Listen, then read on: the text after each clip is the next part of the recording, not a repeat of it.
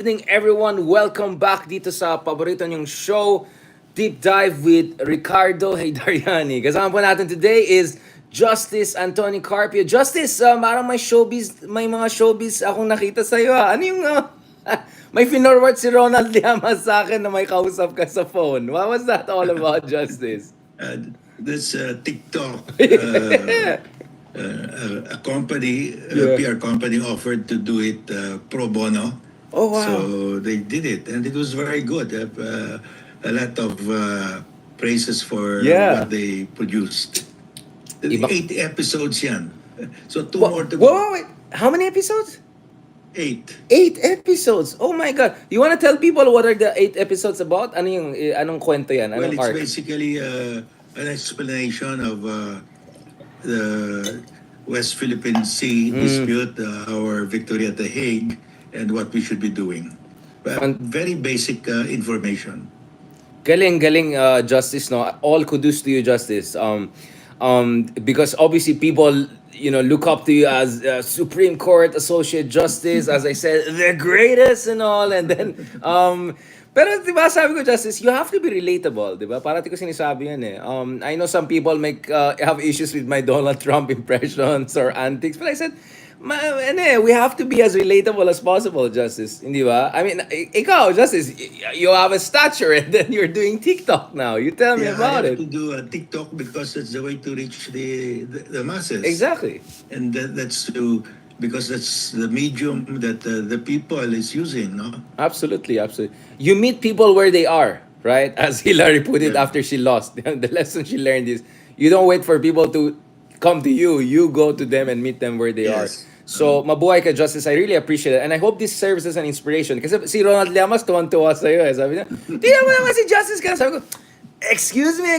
Sabi ko, dito sa show natin, maliit na show natin, dito talaga nakita yung other side ni Justice Carpio. So I said, wala lang yan. This is just the logical next step for Justice Carpio. So mabuhay po kay Justice.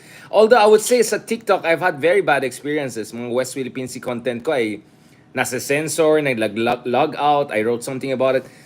Do you have any idea if there was any problem with your uploading or Wala naman. There is no issue. is it because you said West Philippine Sea in Chinese or Di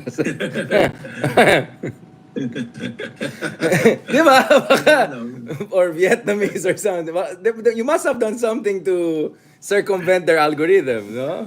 I wonder. Maybe they realize that if they monkey around with it, the more people will watch it. Exactly. Baka magkaroon pa ng issue lalo. Kasi even with Vice Ganda, I remember there was an issue with Vice Ganda posting something about Philippines, blah, blah, na may pati yun daw, medyo na-censor and all of that.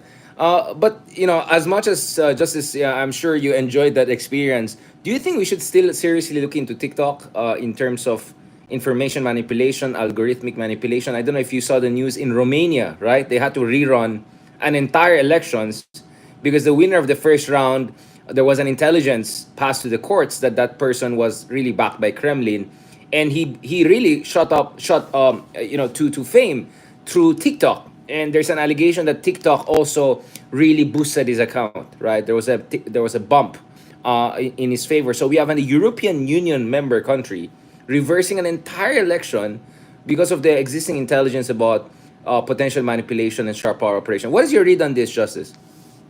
Well, definitely the Chinese are using TikTok in their favor, getting information data from everybody. Right. But this was an offer to me pro bono, so I said, okay, I'll try it. And it turns out it has gained a lot of traction so far. Absolutely. So kaya nga sabi ko ng iba, eto naman si Richard, post sa TikTok, tapos pinapaban pa niya yung TikTok. Sabi ko, you can have it both ways, right? Para mga Duterte, di ba? They can have it both ways. So I'll have it both ways. While I'm posting, I will call for its ban. Para habang walang ban, I'm still enjoying the platform. So I'm just saying, we're learning a lot from your fellow Davaoeños, Justice Carpio. Now, speaking of your fellow Davaoeños, eto na, year-ender na tayo, Justice. Patapos ng taon. It's already December 12. I remember back in the day, it was on this day, right, that the cases against former Supreme Court Chief Justice Corona really commenced and all of that. And some people are wondering if this could be another case. But I don't know. A lot of people are becoming extremely skeptical. People are wondering if the administration really wants it. Kahapon may marites sa akin ng mga ibang media contacts ko na baka even in the Congress mahirapan sila to get 106 votes. Nevertheless, having said that, Justice, throughout the week, no, we had two persons who were directly involved in the impeachment. One is Congressman Percy Sardania, who sponsored the first complaint, which we discussed last week. Of course, ang position niya na you have to get the ball rolling kung gusto may paraan. You have to do what is right. Si Senator Trillanes, and I want to hear also your view on that, essentially ang diniscuss namin ni Senator Trillanes, like strategic, no? Sabi ko, why not gawin secret ballot yung voting? And then sabi ni Trillanes, why not yung voting right after elections? In short, yung mga senator na takot sa Duterte backlash, they will not face a backlash if ever they vote against Sara, if the evidence really warrants a vote in terms of impeachment. The argument of Senator Trillanes also was that hindi naman mutually exclusive na gawin ng Senado yung trabaho nila because yung role nila as senator judge could be, sequenced and squeezed into the schedule of the Senate. So you can still do everything that you have to do at the same time in the afternoon or something. You can do the trial for the impeachment. Anyways, so we look at all different angles to make this work. And then I made another scenario analysis. Sabi ko, pwede rin isang scenario, yung impeachment hindi mag-work for political reasons, but in the meantime, you have parallel legal cases against Sara. So even if mag-fail yung impeachment, sa sobrang booking na, allegedly mga kababalagan, once the court cases comes out, there's a degree of legitimacy to that. Anyway, so I'm just saying, Justice, we're looking at 360 degrees, all of the potential scenarios here where the impeachment works or not works or semi-works. What is your read on this, first, in terms of the impeachment complaint? Do you think it still has fire behind it? Do you think it could taper off? And what are the other options to ensure accountability here? Well, I think we have to look at the timeline because we're now December and Congress will go on recess and the campaign period will start February 11. So there's practically no time anymore. I think they have the numbers to get 1/3 of the members of the House to send it straight to the Senate, but the Senate will have no time to conduct a hearing. So I think the strategy is not really to bring it up to the Senate, but to just bring it up publicly. What are the issues Right. against Sara? Because there's really no more time. It can't happen because when they go on, when the campaign period starts, they'll not be coming back here. They'll be all over the country. So because of time constraints, this will not proceed. But because for tactical reasons, they want to publicize this, so they prepared the articles of impeachment, and this will be discussed, but there will be no Senate trial. I don't think there's time for that. There's no time for that, or there's no political will for that? Well, before we talk of political will, we have to talk of the physical possibility, and there's no physical possibility because of time constraint. Also, per my count, there's no 2/3 vote yet. You need 2/3 vote. That's 16 votes, and they don't have that. So I think the strategy is just to air this publicly, and then hopefully in the 2025 election, there will be new people who will be joining the administration. Well, the latest survey I saw, like number 1, Erwin Tulfo; number 2, Tito Soto; number 3, Ben Tulfo. Good morning. Number 4, Bong Revilla; number 5, Willie Revilla. Like, it's quite an interesting. I'm not sure the next Senate will be any significant improvement on the current one if the current trends down. I'm sorry, Justice. I'm just saying. Yes, you're correct there. It's quite difficult for them to get that 2/3 vote. So I think what they will do, and this will not preclude filing the impeachment complaint later on, is they will file it in court.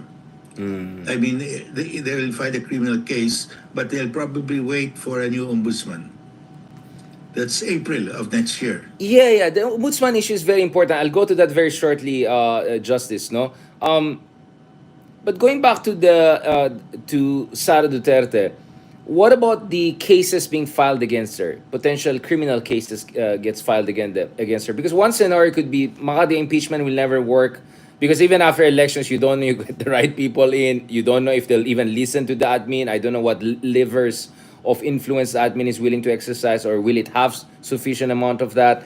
But the other thing is, what if the courts will take care of this in terms of if there is really an incitement to sedition or grave threat against the president, or who knows, other potential crimes? What about that track, that parallel Yeah, track that in a can way? be. Well, I think they're moving in that direction also. Yeah. That one that will be filed with the DOJ, so they can conduct the preliminary investigation and even proceed to filing it uh, for grave threats. I think that is a more feasible thing to do, and there is no time constraint for that. Right, right. And it's the courts, and the courts will be independent and they'll take care of it. And in the meantime, it's not like Sara looks totally like a victim, right? Although in her press conference the other day, she was trying to say na naman na demolition job ito, na may kinalaman sa 2020. Wait. Speaking of Sara Duterte, ito naman tayo, Justice, Davao School of Public Relations. Sige. Meron din silang bago, Public Relations and Strategic Communications. Ayon sa Davao School of Public Relations and Strategic Communications, ayon nilang, hindi, kaya nga may mga piatos and sali and all of these things is because tinatago nila yung mga totoong pangalan dahil mapahamak itong mga tao na to, Justice, dahil confidential nga, di ba? Kaya pati mga pangalan dapat confidential. Kaya itong Mary Grace Piatos ay alias lang yan ng mga assets na kailangan nila para maimbestiga yung mga terorista or NPA. Ano masabi mo dyan, Justice? Well, we have a case that we filed in the Supreme Court against the Vice President. We asked her, please tell us how you spent the 125 million, because under the Constitution there must be full public disclosure when you spend public funds. Yeah. And her reply was, there's an EO signed by my father that there's people have a right to information on all matters except confidential funds. So we are now in the Supreme Court where we're asking the Supreme Court to declare unconstitutional the EO because the Constitution says the people have a right to information, full disclosure Right. on matters of public interest, and there can only be an exception if there is a law passed by Congress providing for reasonable limitations. Congress has not passed a law. For the reasonable limitations. Yes. So then the general rule will apply that you have to disclose fully how you spent your budget.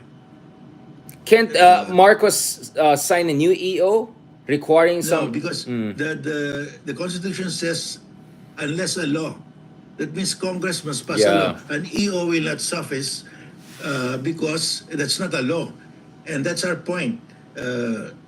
An EO cannot substitute for a law because the Constitution says there Yeah. must be a law. And I think that's a very strong argument. I think we will win there. So what Congress should do is to enact a law now, rather than investigate whether the piatos or these Yeah. people are real or not, because there is no exception, reasonable exception provided by law. So the general rule applies. There is full public disclosure of how you spent your money.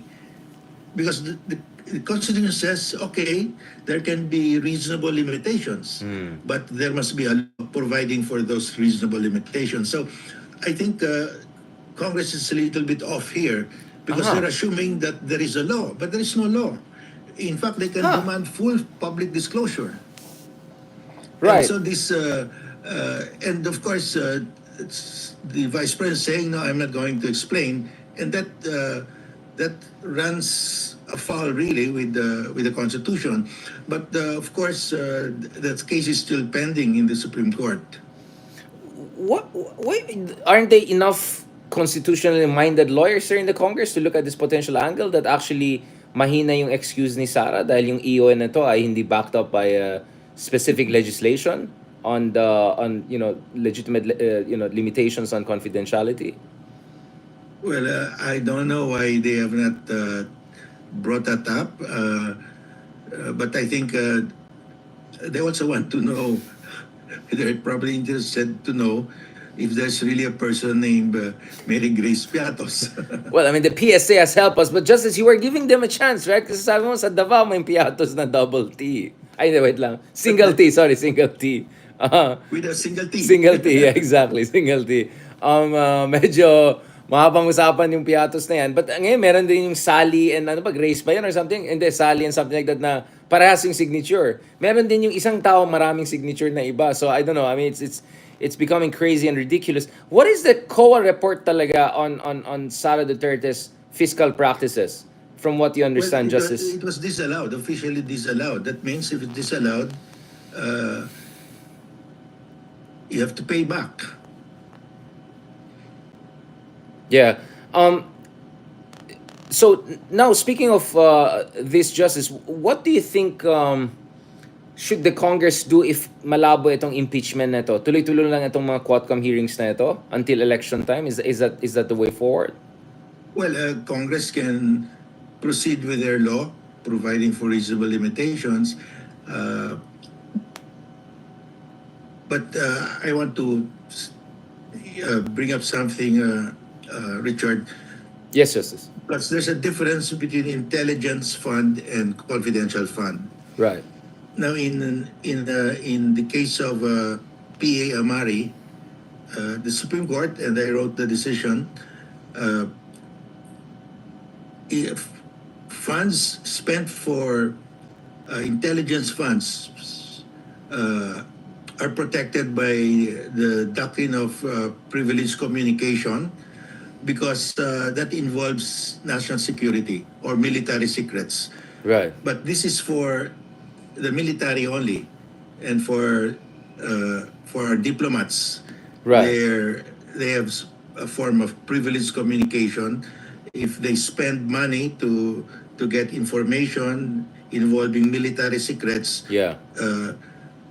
That cannot be revealed. Oh, kasi I mean, ma-reveal yung procedures nila, assets nila, yeah, mabuking assets sila. nila. Yeah. It's, But this is only on intelligence matters or diplomatic matters. Iba yung what the VP is saying.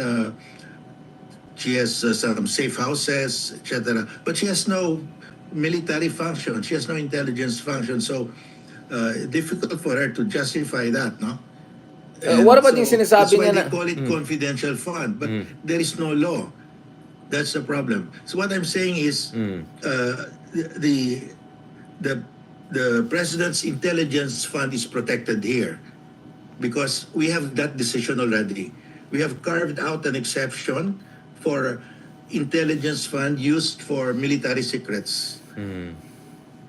You cannot inquire into that, the expenditure of those funds. But it's only the president who can do that because he's the commander-in-chief. The vice president has no military command.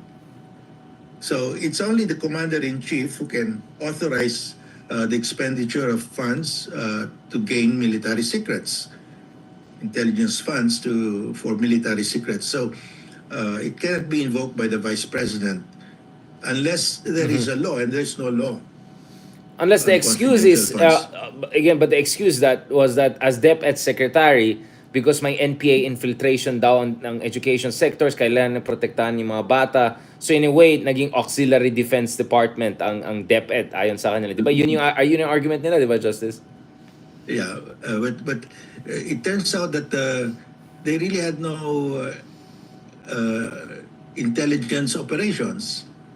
I mean, even they tried to link up with the AFP, but the AFP said, no, we did not get money from you. We spent it ourselves. So it's difficult really for them to to justify, because based on their uh, statutory function and constitutional function as DepEd, they don't conduct intelligence operations. Hindi nila mandato yan. Yes, it's not their mandate.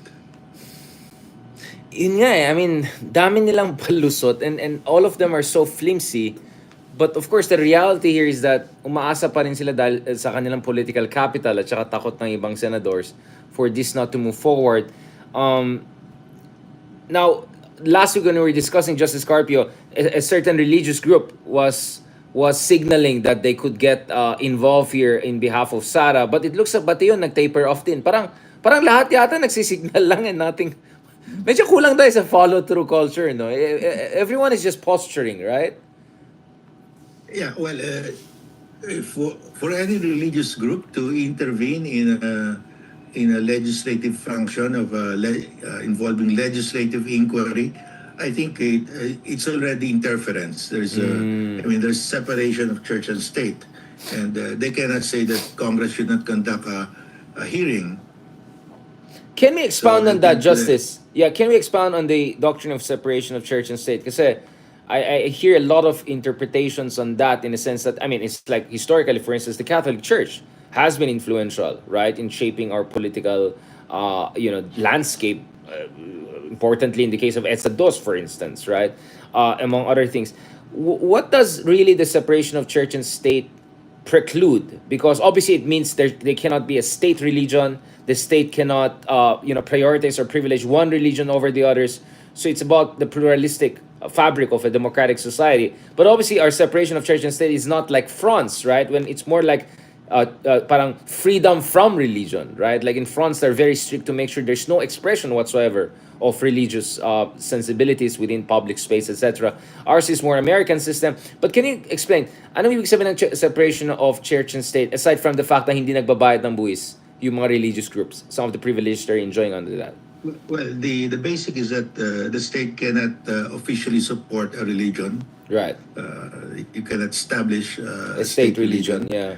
And you cannot spend money for a state religion. Right. And you cannot give benefits to a state religion. Yeah.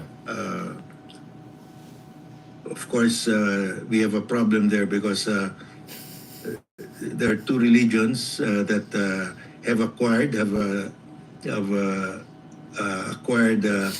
licenses, TV licenses, radio licenses. Yun, yeah. But nobody has questioned it so far, no?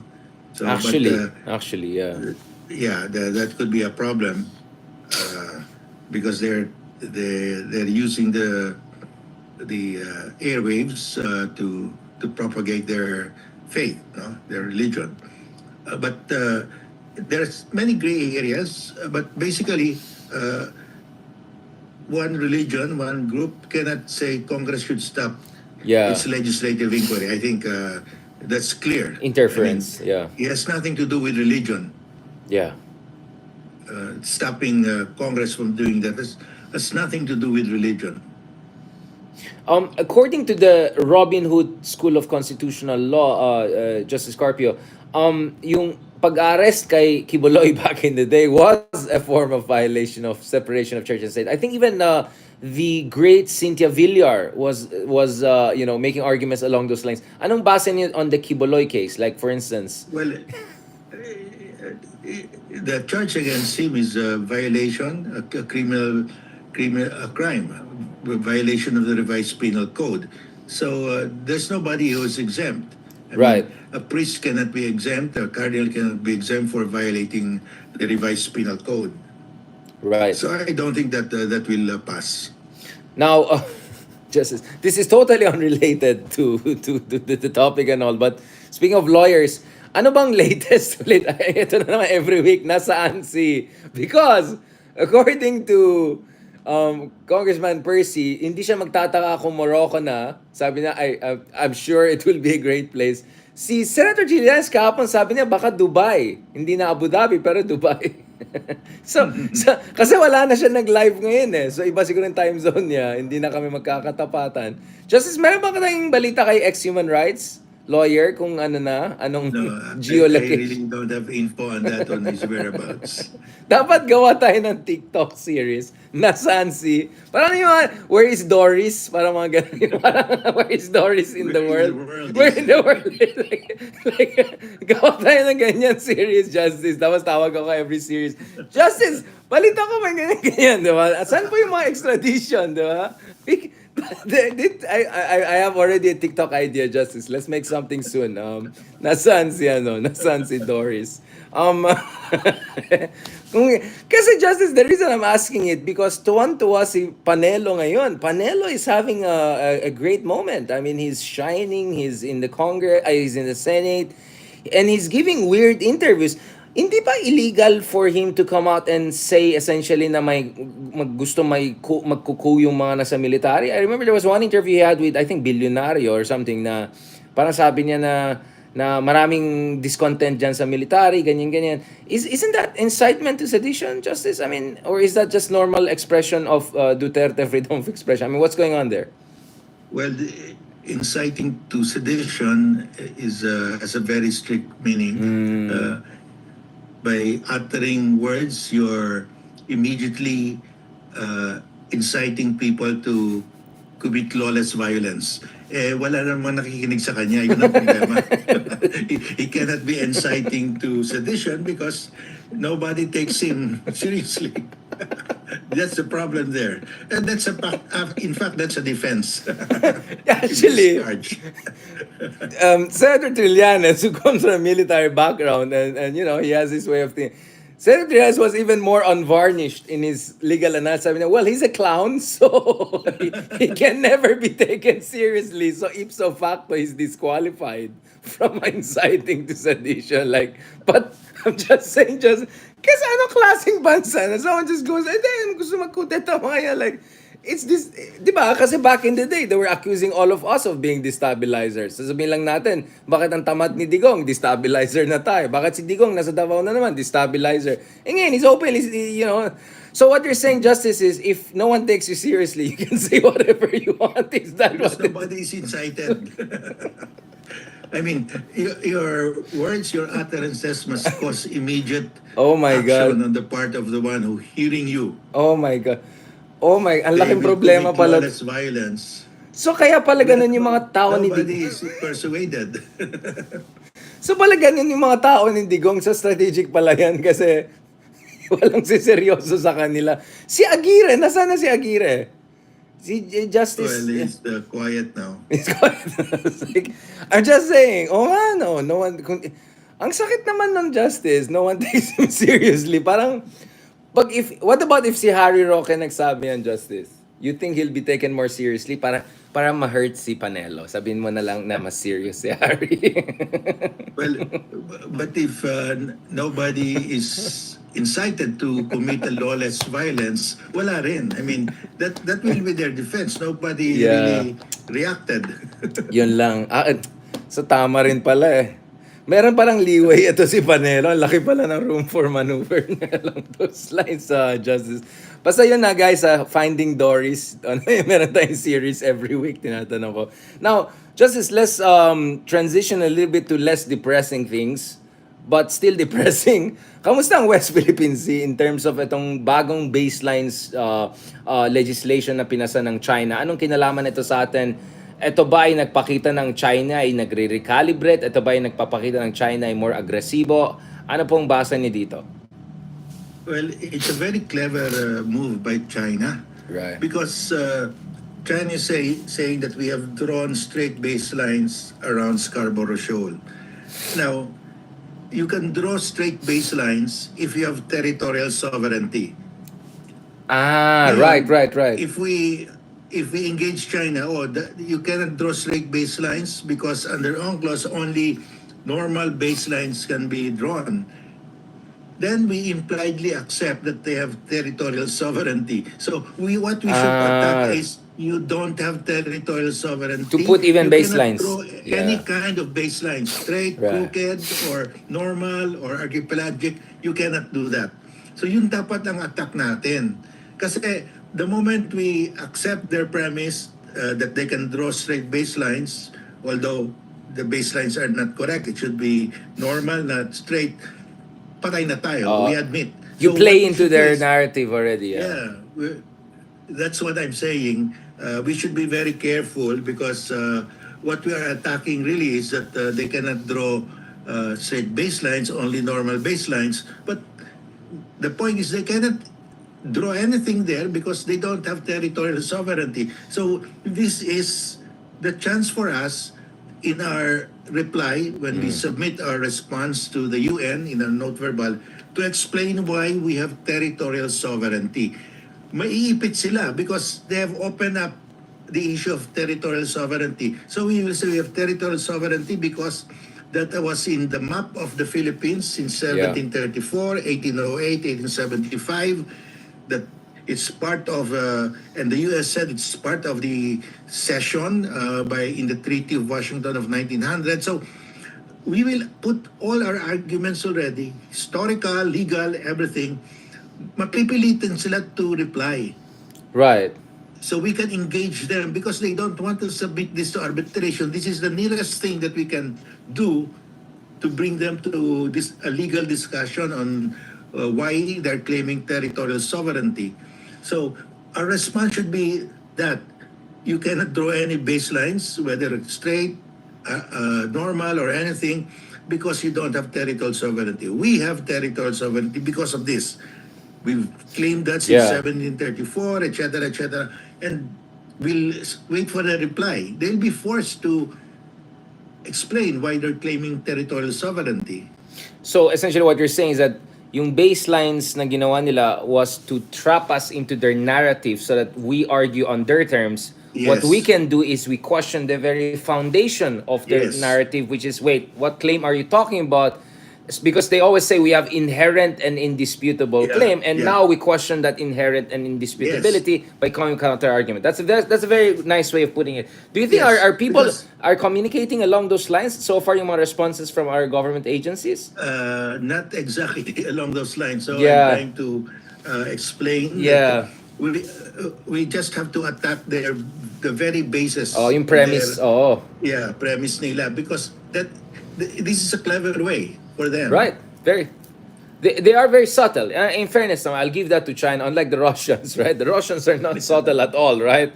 But at least the Chinese are very subtle. So accordingly, this could be a response. Parang, oh, gusto mo makipagdebate ng territory? Let's go. Actually, kami may ebidensya. Kayo nga wala eh. Puro kayong inherent and indisputable. Correct. Kasi mambo Exactly. jumbo. Exactly. So we can now push them into our game and say, oh, thank you for Yes. opening the space. We can actually come from here. So that's a very Yes. clever counter punch, no? Justice. What about in terms of precedents? Do you see this as a beginning of similar mumbo jumbos around other disputed features? Sabina Shoal, for instance. I don't want to give Yes. ideas to China, but I'm just thinking ahead, two steps ahead here. Well, China is moving. The dispute now is moving from maritime to territorial. Right. Because even in Pag-asa, the Chinese maritime militia are staying, loitering Yeah, in our exactly. territorial sea Right. 24 hours a day, almost the whole year. Right. So it is now, we're now moving towards the territorial dispute because they're not only claiming our maritime zones, EEZ, but they're now moving into the territorial sea. So Yeah. that's why we should be prepared now to engage them on the territorial issue. But Richard, we have a problem because if you ask the DFA, if you look at the statements of the DFA, they've been saying we base our claim in the 1956 discovery of Tomas Cloma Colomas. of Yeah, the yeah. Spratlys. But that will erase the 1734 Murillo Velarde map. Right. I mean, the Spaniards claimed it in 1734, 1808, 1875. That will erase the Treaty of The Washington. erasure. Yeah, exactly. Yeah, yeah. So we don't have a narrative that's compelling because we have this. You have a former Solicitor General Silvio Mendoza saying that we only claimed the Spratlys in 1978 when President Marcos issued PD 1596, and you have Enrile saying uh, those islands are outside the treaty lines, this Yeah. Treaty of Paris line. So let's not talk about them.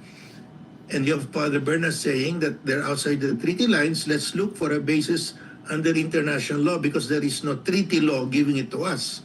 So we don't have a common narrative.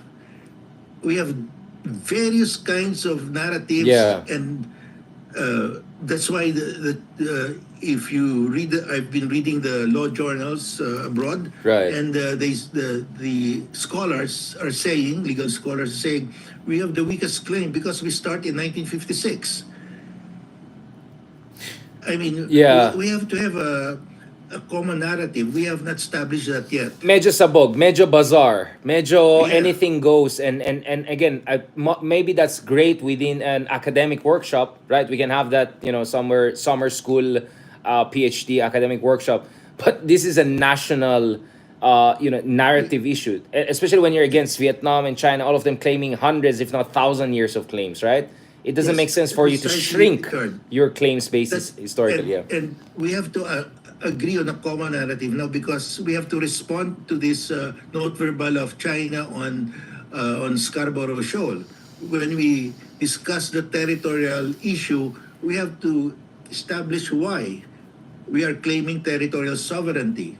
We have we have to be very precise here, and we have to agree what is our story. Right now, it can start in 1734, 1956, 1978, or we're still finding the reason now, or we really will say let's not just talk about it. I mean, what is really our position as a nation? We must have a common narrative.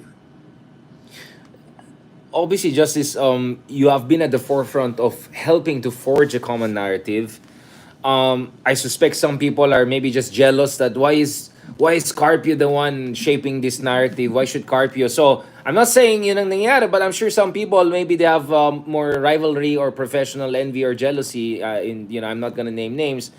But I think you're right in a sense that some people are not realizing that they're inadvertently, if not, maybe intentionally, actually reinforcing China. Yun nga yung hindi ko maintindihan, Justice, eh.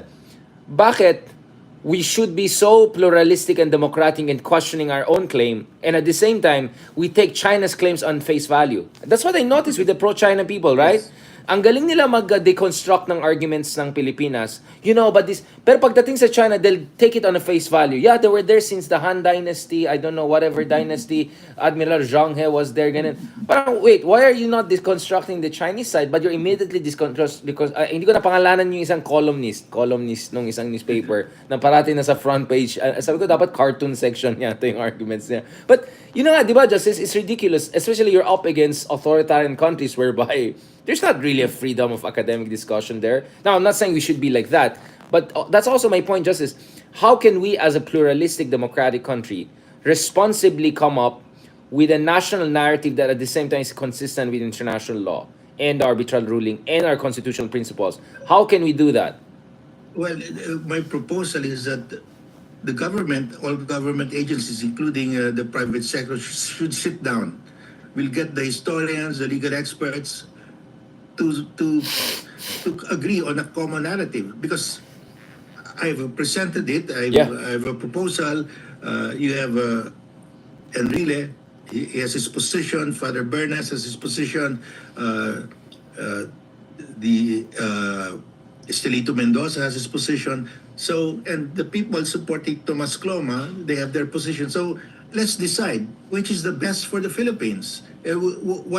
What is the best position that's in accordance with history, in accordance with international law, and which is factual. Right. Should the Philippine Historical Commission and DepEd also get involved? Because eventually you want this to pass on to the children and to the next generation, right? Yeah. So the historical commission should be part of this. The DFA, the NSA, the DMD. We should all sit down. Yeah. And decide. And the clock is ticking because we have to respond to that Yeah. verbal China. We cannot just say we have territorial sovereignty and that's it. I mean, we have to convince not only China but the rest of the world. I wonder, Justice, given how we were at the forefront of operationalizing international law, we were the first country to take this case of the West Philippine Sea to international court. I mean, yes, I know there was 6 years of Duterte, and I'm the last person to ignore the damages it has done. But you would have imagined that what almost a decade after we won that arbitration case, and more than a decade since we filed that arbitration case back in 2013 January, we would have come up with something along the lines of a kind of a coherent, let's just not say, perfectly unified, but coherent at least. Coherent. Kasi I don't see coherence. I mean, totally iba yung implication ng sinasabi ni Enrile, sinasabi mo, sinasabi nung puro mga Marcos Crony, mga iba. And then some academics and all. Like, just what's going on here? Yeah, that's why we just have to sit down now, and the historical commission, the DFA, and the DepEd should DepEd. spearhead this.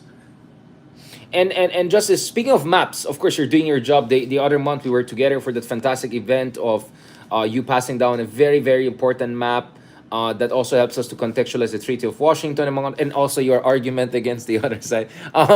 Now, itong map ng Velarde kay BBM, nakita ko yung pictures. Even the ambassadors from our key allies were posting about it. Anong kwento dito? Kasi people are asking about the Velarde. Hindi ito Mark Velarde na yung sino yung Mark Velarde, yung parang showman? Hindi. Ito yung Velarde map. Can you tell us a little bit about that, Justice?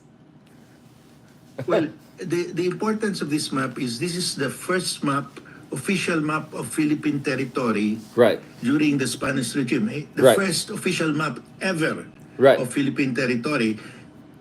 This was made in 1734, and there you can see Scarborough Shoal and the Spratlys as part of Philippine territory.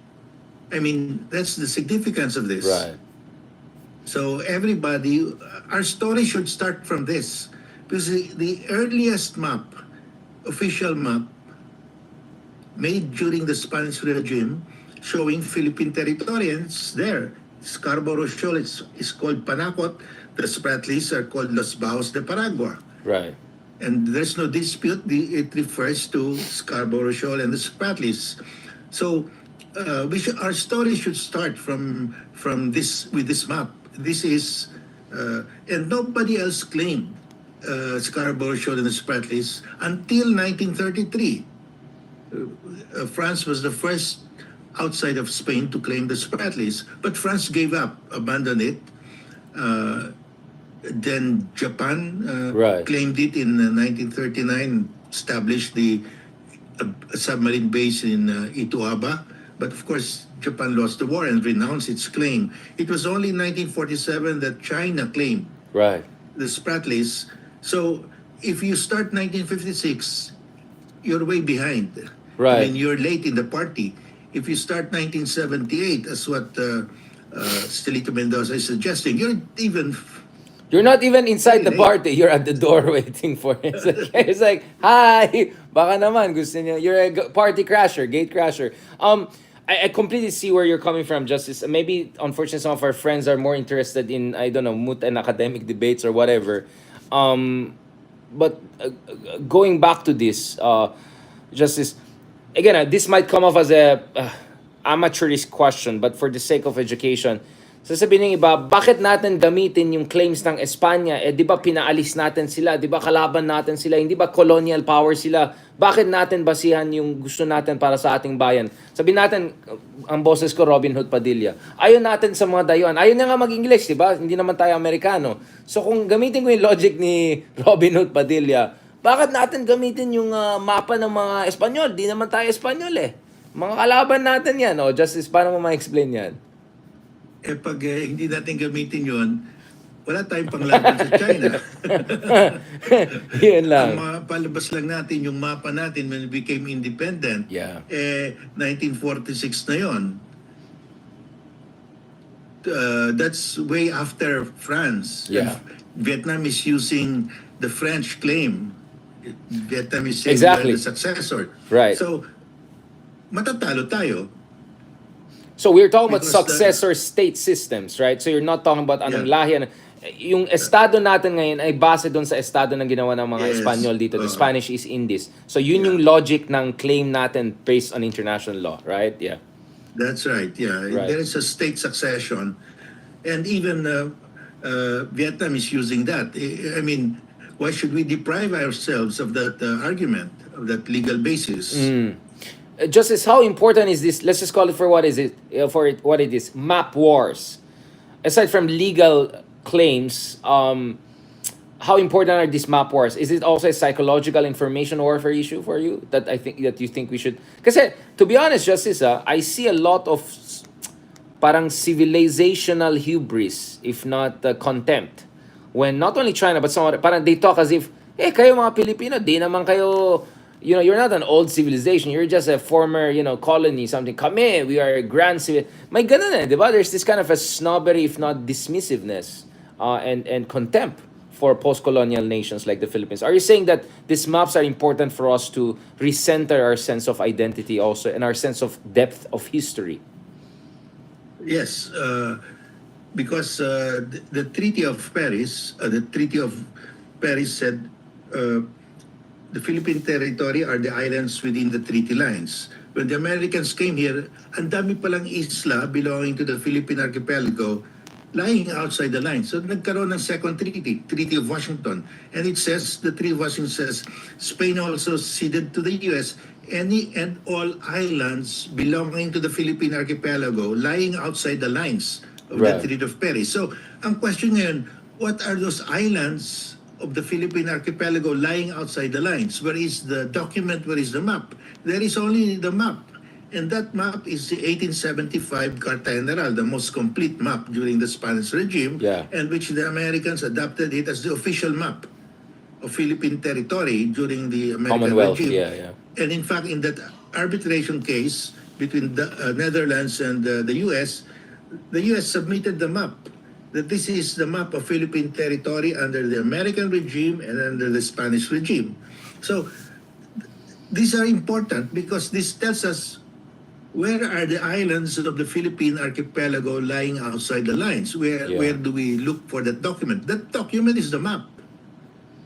Right. So hindi ito yung cartoon nag-drawing lang yung mga bata kasi Hindi drawing. people tend to be dismissed like, oh, maps kaya ng China yan. They will make all the fake maps in the world, right? Diba? So I just want to impress upon people, and in fairness, Justice, that's where our respect and love comes for you, because ikaw talaga, you paid a lot of attention to it. And I'll be honest, I was at first a bit skeptical of this map wars. I said, no, at the end of the day, it's about effective and exercise of sovereignty, right? It's about effective control.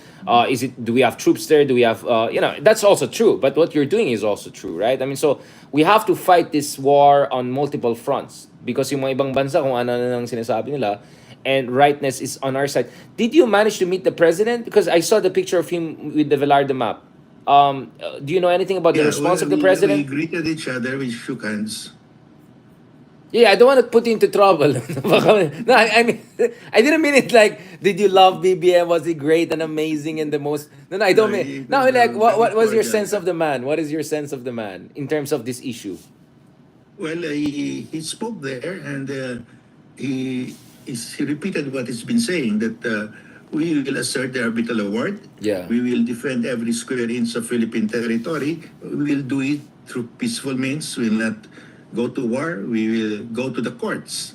I mean, that's what we should do. Kulang sana and we will not follow my legal advisor Enrile who backstabbed my father and now he's here backstabbing. No, I'm just kidding.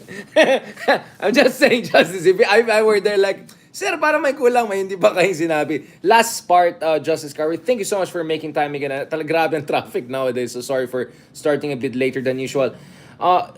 Justice, last point on this, as far as our West Philippine Sea discussion is concerned. What should be the next steps forward, Justice? What are the things that we should do with 2025 coming, with a new American president coming? What are the things we have to do on the West Philippine Sea issue? On the West Philippine Sea? If there's a roadmap, you want to put the next phase. Well, we should, as I said, we don't know what's in the mind of President Trump, but Right. everybody down the line, from the cabinet to the House of Representatives, they are all on the same page as far as China is concerned. So we just have to engage our American friends to to know what's happening there, and we should continue to expand our relationship, our security relationship with other countries. With, of course, there's a pending reciprocal access agreement with Japan. We should pass that already. We have we can, and France and UK are interested also. We can do that. We have already with Indonesia, with Australia. So we should, because we really don't know. You know, Yeah. Trump said in that YouTube, you can see him in YouTube saying, we cannot blame Russia for invading Ukraine. I mean, wow, that was terrible. I mean, Kawawa might say naman ang we cannot Russia. blame- Kawawa naman ang Russia. Kawawa Yeah, naman. you know, he might say we cannot blame China for grabbing the islands of the Philippines. Yeah. I mean, who knows? But we Yeah. have to be prepared for everything. That's why we should strengthen our security ties with other countries. We cannot put all our eggs in one basket. Well, that's what I'm saying. And two additional things. One is, parang dapat sinabi mo, Justice, itong mga troll farms, itong mga walang yung, sorry, ito yung mga troll na alam mo naman na talagang saan galing yung renminbi, saan galing yung livelihood nila.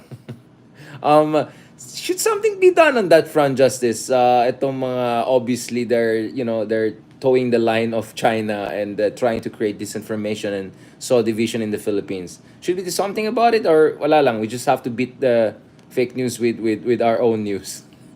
Well, we have to counter that because we are a democracy. So we have to keep on talking like this to explain to the people. That's how we So, fight. marketplace of ideas pa rin yung Yes, doctrine mo. that's Okay. true. So, paras pala kayo ni Harry Roque. Kasi di ba yun yung argument niya, marketplace of ideas. And, Justice, parang sama natin, no? We never talk about ASEAN na. Medyo matagal na natin. May paki ba tayo sa ASEAN? Because Malaysia will be the next ASEAN chair. In fact, I think baka Sabah pa yung maging summit ng ibang Sabah. Hopefully wala sa Sabah. Baka si Robin Hood, magsasalita naman si Robin. Matapang yan sa Sabah eh. Pag Sabah, biglang matapang si Robin Hood eh, di ba? ASEAN, may magawa ba tayo? What should we do with Malaysia? As the ASEAN chairman. There will always be a veto by three countries. Wag natin pangalanan. Wag natin. Cambodia, Laos, and Myanmar will always vote in favor of China. So we cannot get consensus. And ASEAN operates by consensus, so that's a big problem. So we can keep on talking about this in ASEAN, but we should not expect a lot from that. Wag na umasa. That's a very nice way of putting our relationship sa ASEAN. Para hindi masaktan. Wag umasa para hindi masaktan. Hello again and goodbye. Kumbaga, parang yung bagong pelikula. Thank you so much, Justice Carpio, for another really comprehensive discussion. Gusto ko yan kasi parang spontaneous lang tayo, di ba? We started with, I don't know, saan pa tayo nagsimula? Nakalimutan ko na. Then we went to Harry Roque and we end up with ASEAN. I mean, that's amazing. The greatest. Amazing. Thank you. Yeah. Baka next year, puro ganyan na tayo magsalita dyan. Justice Carpio, what do you think? Kasi Justice Carpio, well, I think, dapat may TikTok series tayo, Justice. Puro tayo mga Donald Trump magsagot. Justice Carpio, 8 series. Nasaan si Harry? Is Harry in Dubai or in Morocco? Wait lang, baka iba yung bigyan ng alak yung mga... wait. Okay. Delete. Thank you so much, Justice Carpio. Magpahinga po kayo. Thank you so much. People really appreciate your intervention. And see you soon, God willing, Justice. And hopefully we can have our own Tres Marias with Ronald Llamas. I think that would be great. See you soon. Have a good night, Justice. Talk to you soon. Okay, thank you. God bless po. The greatest. Yeah, magagalit na naman sa atin yung mga anti-Trump. Pati si Justice, nagaganyan na rin siya eh. So what do we do? Justice, no, but this is like Italiano, like Senyor Ronaldo. What do we do? Senyor Ronaldo. Lalo si Ronaldo ngayon, Senyor Ronaldo, talagang Italiano na siya ngayon eh. Kasi he's gonna come back from Italia. Okay. Grazie mille. talk to you guys soon. And yeah, hasta mañana. Sana tuloy-tuloy itong discussion na to. And then, of course, we're also hoping to have in-person. Mukhang puno ang Cafe Romulo. Shoutout naman dyan. Baka naman, soon, meron kayong opening dyan sa Cafe Romulo para tuloy-tuloy yung in-person natin. Unfortunately, isang studio na ginagamit namin under reconstruction ngayon. So, kung pansin nyo, wala kaming masyadong RRM in studio. But we're working on a couple of stuff. Hopefully, isang studio sa BGC, among others. And also in more in-person with some of our great friends. On that note, thank you very much. Maraming salamat at yeah, continue shopping. Let's help. Maka 7% growth tayo itong quarter na to, will be an upper middle income country next year. All right. Thank you very much. God bless and talk to you soon. And please, don't forget to follow us guys yung Spotify natin. Yan, Deep Dive with Richard Heydariani. Yan, para talaga magandang usapan natin. All right, guys? And by the way, thank you so much also with your fantastic comments on our great picture with the most amazing leaders in the country, right, kanina. So, congratulations, shout out to my great friend Dino De Leon. We had him on this show before. Attorney De Leon finally married. Ito na, official na kanilang wedding nila. At doon sa wedding niyan, of course, we saw the greatest leaders in the Philippines. God bless and talk to you soon.